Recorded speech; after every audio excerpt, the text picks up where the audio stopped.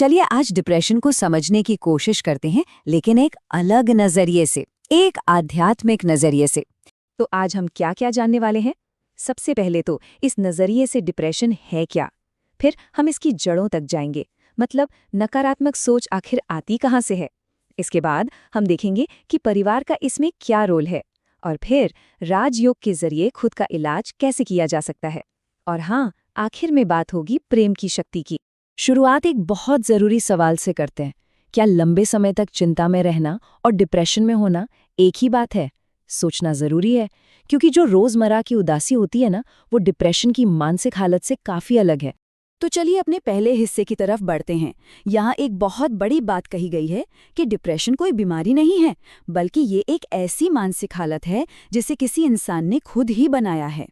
तो ये है क्या असल में? डिप्रेशन एक ऐसी मानसिक स्थिति है जो तब बनती है जब बहुत ज्यादा नेगेटिव सोच, नकारात्मक विचार खुद की तरफ मुड़ जाते हैं। और इससे होता क्या है? इंसान खुद को कम समझने लगता है और उसकी सारी पॉजिटिव एनर्जी, सारी शक्ति खत्म हो जाती है। और ये जो अंदर की हालत है ना, ये बाहर भी दिखती है। इसके लक्षण हो सकते हैं जैसे हर वक्त उदासी और खालीपन महसूस होना, निराशा और लाचारी की भावना, छोटी छोटी बातों पर चिढ़ जाना, किसी भी काम में मन न लगना, मतलब जिंदगी से जैसे खुशी ही चली गई हो, और कभी कभी तो आत्महत्या तक के ख्याल आने लगते हैं। अच्छा, तो सवाल ये उठता है कि अगर ये हालत खुद बनाई हुई है तो इसकी वजह क्या है? ये नेगेटिव सोच आखिर शुरू कहाँ से होती है? चलिए इसके कारणों को समझते हैं। यहाँ पर देखिए, दो रास्ते दिखाए गए हैं। एक रास्ता डिप्रेशन की तरफ जाता है और दूसरा सेहत की तरफ। डिप्रेशन का रास्ता तब शुरू होता है जब कोई खुद की तुलना दूसरों से करने लगता है, दूसरों की कामयाबी पर ही ध्यान देता है, मतलब खुद से प्यार करने की बजाय असफलता का एहसास करता है। वहीं सेहत का रास्ता है खुद को स्वीकार करना, अपने विकास पर ध्यान देना, खुद से प्यार करना और हर अनुभव से सीखना। और कई बार जिंदगी में कुछ ऐसी बड़ी घटनाएं होती हैं जो इस नेगेटिव सोच को और पक्का कर देती हैं, जैसे बार बार किसी काम में फेल होना, बहुत बड़ा पैसों का नुकसान, बिजनेस में धोखा मिलना, या फिर बहुत समय तक बेरोजगार रहना, यहाँ तक कि शादी का टूटना। इन सब से इंसान को लगने लगता है कि उसकी परेशानियां कभी खत्म ही नहीं होंगी।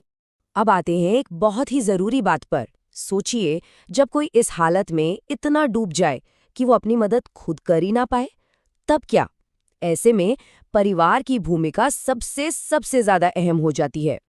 देखिए, साफ साफ कहा गया है कि डिप्रेशन में इंसान को सबसे ज्यादा प्यार की जरूरत होती है, और इसीलिए परिवार के लोग इसमें बहुत बड़ी और महत्वपूर्ण भूमिका निभा सकते हैं।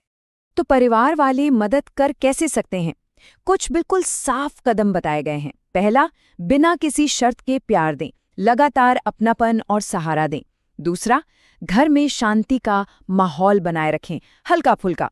तीसरा, बीती बातों को खुरेदे नहीं, पुरानी गलतियों या इल्जामों को बार बार सामने ना लाएं। और चौथा, सब मिलकर उस इंसान को पॉजिटिव एनर्जी भेजें, अच्छे विचार भेजें। और एक बहुत ही आसान लेकिन बहुत शक्तिशाली काम है, उन्हें बार बार ये एहसास दिलाना कि हम सब तुम्हारे साथ हैं। बस ये चंद शब्द ही अकेलेपन और निराशा की भावना से लड़ने में बहुत मदद करते हैं। तो जब परिवार से ये मजबूत सहारा मिल जाता है, एक नींव बन जाती है, तब वो इंसान खुद अपने इलाज के लिए कुछ आसान अभ्यास शुरू कर सकता है। ये एक तरह से अपने अंदर से जुड़ने का रास्ता है। लेकिन हाँ, यहाँ एक बात का ध्यान रखना बहुत जरूरी है। इन अभ्यासों को बहुत धीरे धीरे आराम से शुरू करना है, क्योंकि शुरुआत में ही बहुत ज्यादा तीव्र योग करने से इसका उल्टा असर भी हो सकता है। तो तैयारी कैसे करनी है? सबसे पहले तो अपने विचारों को पॉजिटिव बनाने पर फोकस करना है। अपने आसपास का माहौल भी पॉजिटिव बनाना है।